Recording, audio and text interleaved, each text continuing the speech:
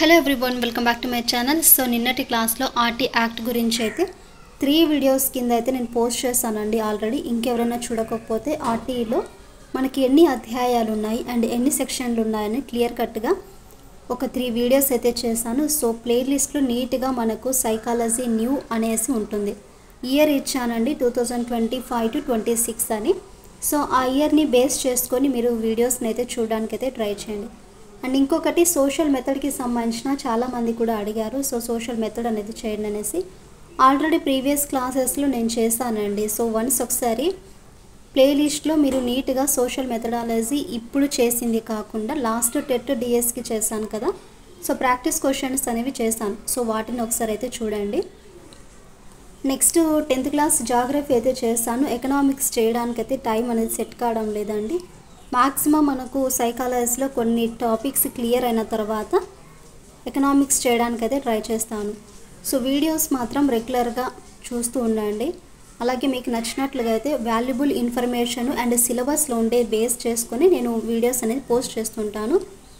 So మీరు రెగ్యులర్గా watch చేస్తూ ఉండండి. అండ్ మీకు నచ్చినట్లుగా అయితే మీ ఫ్రెండ్స్కి షేర్ చేసి and like and share subscribe చేయడం మాత్రం మర్చిపోకండి. సో ఫస్ట్ సమాచార ప్రసార సాంకేతికత, దీనినే మనము ICT1, ICTA ఆర్ బి అనే కింద ఇచ్చారు. సమ్టైమ్స్ మనకు ICT గురించి ఫుల్ ఫామ్ అడుగుతారు. ICT అంటే information and communication technology. Information and communication technology. ICT అంటే ఏంటంటే ఇన్ఫర్మేషన్ అండ్ కమ్యూనికేషన్ టెక్నాలజీ, సమాచార ప్రసార సాంకేతికత. భావ ప్రసారం చేయగల, నిల్వ చేయగల, సృష్టించగల, నియంత్రించగల, విస్తరించగల సామర్థ్యం ఉన్న వివిధ సాంకేతిక సాధనాలు, వనరుల సముదాయాన్ని సమాచార ప్రసార సాంకేతికత అంటారు. సో ఏదైనా సరే మనకు ప్రసారం చేయగల, సో మనకు స్టోరేజ్ వెళ్ళడం కానీ, లేకుంటే ఒక క్రియేషన్ కానీ, లేదా ఒక కంట్రోల్ చేయడం కానీ, దాన్ని విస్తరించడం కానీ, సో ఇవన్నీ సామర్థ్యం ఉన్న వివిధ సాంకేతిక సాధనాలు అండ్ వనరుల సముదాయాన్ని మనం సమాచార ప్రసార సాంకేతికత అంటారు. పిల్లలకు వినోదంతో పాటు విజ్ఞానాన్ని అందించడంలో ప్రధానంగా 4 రకాల ICT సాధనాలు అయితే ఉపయోగపడుతున్నాయి. సో పిల్లలకే కాదండి, పెద్దవాళ్ళకు కూడా వినోదంతో పాటు అండ్ నాలెడ్జ్ని గెయిన్ చేసుకోవడానికి మనకు ఎన్ని రకాల ICT సాధనాలు ఉన్నాయంటే 4 రకాల ICT సాధనాలు. ఈ ఇన్ఫర్మేషన్ అండ్ కమ్యూనికేషన్ టెక్నాలజీ అనేవి 4 రకాలుగా అయితే ఉపయోగపడుతుంది. ఫస్ట్ వన్ వచ్చేసి టీవీ, సెకండ్ వన్ మొబైల్ లేదా ట్యాబు, థర్డ్ వన్ వచ్చేసి రెడ్కామ్ tape record, fourth computer. So ఇలా మనకు 4 రకాల ICT సాధనాలు అయితే ఉన్నాయి. బట్ టీవీ అనేది తగ్గింది, రేడియోకామ్ టేప్ రికార్డర్ తగ్గింది, కంప్యూటర్ తగ్గింది. బట్ ప్రజెంట్ ఉండేది ఏంటంటే మొబైలే ప్రతి ఒక్కరు కూడా. పై ICT సాధనాల ద్వారా 2 ప్రసారాలను చూడవచ్చు. సో మనకి ఇక్కడ ఒక పైన కనిపిస్తున్నాయి కదా, సో ఇవన్నీ కూడా మనకు ఎన్ని రకాలుగా చూడవచ్చు అంటే 2 రకాలుగా ఉపయోగపడుతుంది. అది ఒకటి ఏంటంటే ప్రత్యక్షంగా లైవ్లో చూడము, లేదా ప్రీ రికార్డెడ్ అంటే ముందు రికార్డ్ చేయబడినవి. సో ఇలా మనకు 2 రకాలుగా ప్రసారాలను చూడవచ్చు. ఫస్ట్ వన్ చూసుకుంటే కంప్యూటర్ అండి. ఈ కంప్యూటర్ అంటే మానవుని ఊహకందని, సో ఇమాజినేషన్ చేసుకోలేని వివిధ కష్టమైన అంశాలను, సంక్లిష్టమైన అంశాలను వేగంగా ఖచ్చితంగా చేయడానికి ఉపయోగపడే యంత్రమే కంప్యూటరు. సో మనకు బిట్ అడిగే ఛాన్స్ ఉంది. మానవుని ఊహకందని వివిధ సంక్లిష్టమైన అంశాలను వేగంగా ఖచ్చితంగాను చేయడానికి ఉపయోగపడే యంత్రమే కంప్యూటర్. సో వేగంగా అండ్ ఖచ్చితంగా. కంప్యూటర్ లక్షణాలు చూద్దామా. వేగము, ఖచ్చితత్వము, నిల్వ సామర్థ్యం, స్టోరేజ్ ఉంటుంది, అలాగే రైట్ ఇన్ఫర్మేషన్ ఉంటుంది అండ్ స్పీడ్గా కూడా ఉంటుంది. కంప్యూటర్ యొక్క లక్షణాలు ఏంటి? వేగము, ఖచ్చితత్వము, నిల్వ సామర్థ్యము, విశ్వసనీయత, బహుళ రంగ ప్రయోజనము, వినియోగ సౌలభ్యము, విసుగు విరామం లేకుండా పనిచేయగల సామర్థ్యము. సో ఇవన్నీ కూడా గుర్తుంచుకోండి లక్షణాలు అనేవి. వేగము, ఖచ్చితత్వము, నిల్వ సామర్థ్యము, విశ్వసనీయత, బహుళ రంగ ప్రయోజనము, వినియోగ సౌలభ్యము అండ్ విసుగు అనేది విరామం లేకుండా పనిచేసేగల సామర్థ్యమే మనకు కంప్యూటర్కి అయితే ఉంటుంది. సమాచారాన్ని నిల్వ చేసే సామర్థ్యాన్ని ఏ రూపంలో కొలుస్తారు? బైట్ల రూపంలో కొలుస్తారు. సమాచారాన్ని నిల్వ చేసే సామర్థ్యాన్ని బైట్ల రూపంలో కొలుస్తారు. ఒక బైట్ అనగా 8 బిట్లు. ఒక బైట్ అంటే ఎన్ని అండి? 8 బిట్స్. అలాగే మనకి ఇప్పుడు చూస్తూ ఉంటాము. సో నెట్ యూజ్ చేసేటప్పుడు మనకు ఫస్ట్ జీబీ వచ్చేసి ఇంత ఉంటుంది.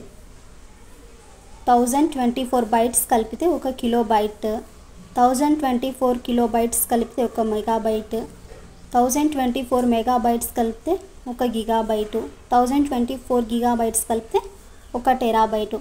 సో మ్యాక్సిమం మనకు ఇవన్నీ కూడా మన యొక్క ఇంటర్నెట్లో అయితే మనం చూస్తూ ఉంటాము. సో ఇది ఖచ్చితంగా గుర్తుంచుకోండి, ఎందుకంటే షూర్గా మనకు బిట్ అనేది వస్తుంది. అలాగే కన్ఫ్యూజన్ కూడా ఉంటుందండి. సో మనకు అన్నీ same KB, MB, GB, TB అనేలాగానే కనిపిస్తాయి, కానీ ఇక్కడ టీబీ అనే దానికి గిగాబైట్స్ అని గుర్తుంచుకోండి, ఓకేనా అండి. నెక్స్ట్ టీబీ అంటే టెరాబైట్, జీబీ అంటే గిగాబైట్, జీబీ అంటే గిగాబైట్, ఎంబీ అంటే మెగాబైట్, కేబీ అంటే కిలోబైట్. సో ఇలా మనకు మ్యాక్సిమం ఇవి గుర్తుంచుకుంటే మనకి ఇవి కూడా ఆటోమేటిక్గా వస్తాయి.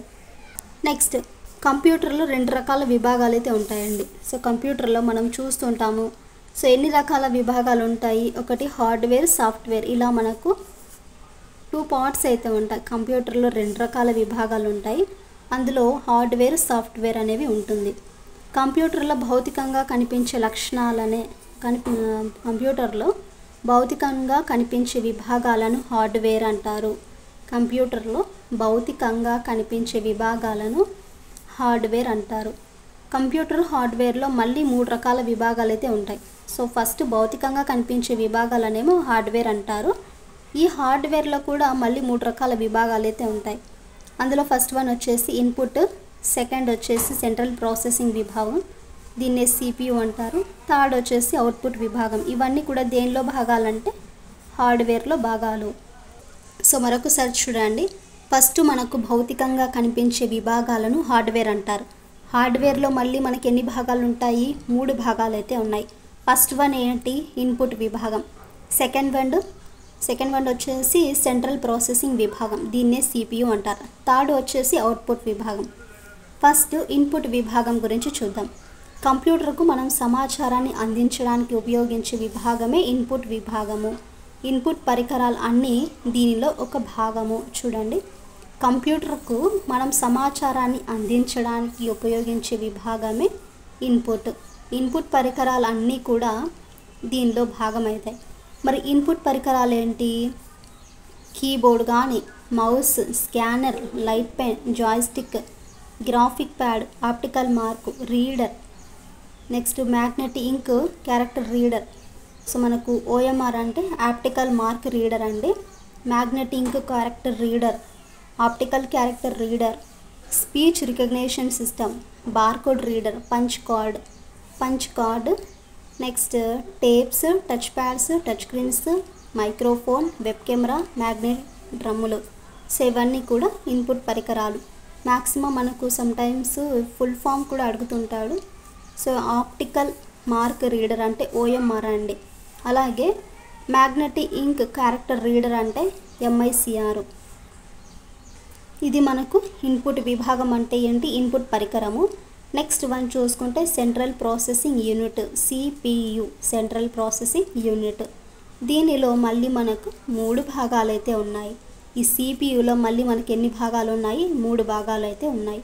అందులో ఫస్ట్ వన్ వచ్చేసి కంట్రోల్ యూనిట్, ఆర్థమెటిక్ మరియు తార్కిక లాజికల్ విభాగము, మెమొరీ యూనిట్. ఇలా 3 రకాలుగా అయితే ఉన్నాయి.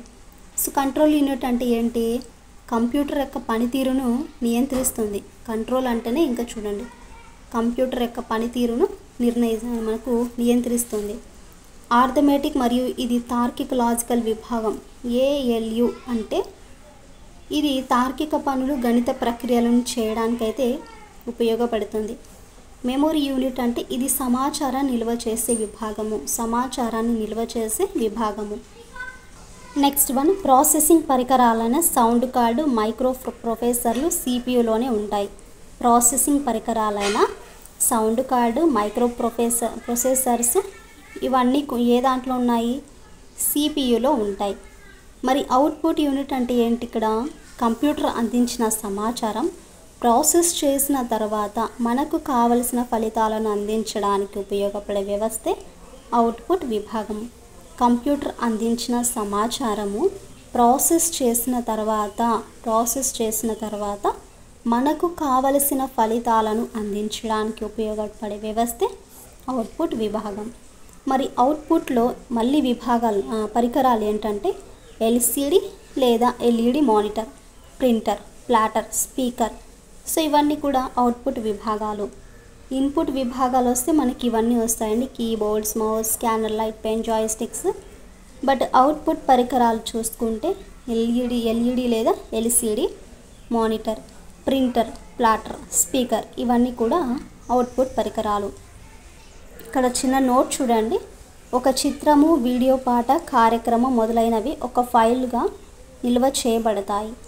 ఫోల్డర్ అంటే కొన్ని ఫైళ్ళ సముదాయమే ఫోల్డర్ లేదా డైరెక్టరీ. ఒక ఫోల్డర్లో మరికొన్ని ఫోల్డర్స్ కూడా ఉండవచ్చు. ఇది మరి ఫైల్ అంటే ఏంటి, ఫోల్డర్ అనేది ఏంటి. నెక్స్ట్ డిస్క్ అండి. ఇందులో ఏంటంటే ఫైల్స్, ఫోల్డర్స్ నిల్వ చేయడానికి ఉపయోగపడతాయి. సో ఫస్ట్ మనం ఫైల్స్ అండ్ ఫోల్డర్స్ చూసాం కదా. సో వాటిని స్టోరేజ్ చేయడానికి అయితే ఇవి ఉపయోగపడతాయి. ఫర్ ఎగ్జాంపుల్ మనకు హార్డ్ డిస్క్ కానీ, పెన్ డ్రైవ్ కానీ, డివిడి కానీ, సిడి, మెమొరీ కార్డు. సో ఇవన్నీ కూడా దేనిలో నిల్వ చేస్తాయంటే ఈ డిస్క్లో అయితే మనకు నిల్వ చేయడానికి అయితే ఉపయోగపడతాయి. నెక్స్ట్ వన్ వచ్చేసి సాఫ్ట్వేర్ అండి. ఫస్ట్ మనం హార్డ్వేర్ నేర్చుకున్నాం కదా.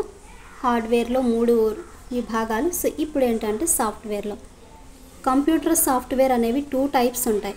కంప్యూటర్ సాఫ్ట్వేర్ అనేది, ఈ సాఫ్ట్వేర్ ఎన్ని రకాలుగా అయితే ఉంటుందంటే 2 రకాలుగా అయితే ఉంటుంది. అప్లికేషన్ సాఫ్ట్వేర్ అనేది ఒకటి, ఆపరేటింగ్ సిస్టమ్ సాఫ్ట్వేర్ అని, ఇలా 2 రకాలుగా అయితే మనకు సాఫ్ట్వేర్లో ఉన్నాయి. కంప్యూటర్లో ఒక ప్రత్యేకమైన పని నిర్వర్తించడానికి తయారు చేసే సాఫ్ట్వేర్ ప్రోగ్రామ్ని అప్లికేషన్ సాఫ్ట్వేర్ అంటారు. సో ఒక ప్రత్యేకమైన పనిని నిర్వర్తించడానికి తయారు చేసే సాఫ్ట్వేర్ ప్రోగ్రామ్ను అప్లికేషన్నే మనకు అప్లికేషన్ సాఫ్ట్వేర్ అంటారు. ఇలా ఒక ప్రత్యేకమైన పనిని చేయాలనుకున్నప్పుడు తయారు చేసే సాఫ్ట్వేర్ ప్రోగ్రామ్ని అప్లికేషన్ సాఫ్ట్వేర్ అంటారు. For example MS office, VLC media player, next Winamp. So ఇవన్నీ కూడా మనకు అప్లికేషన్ సాఫ్ట్వేర్స్.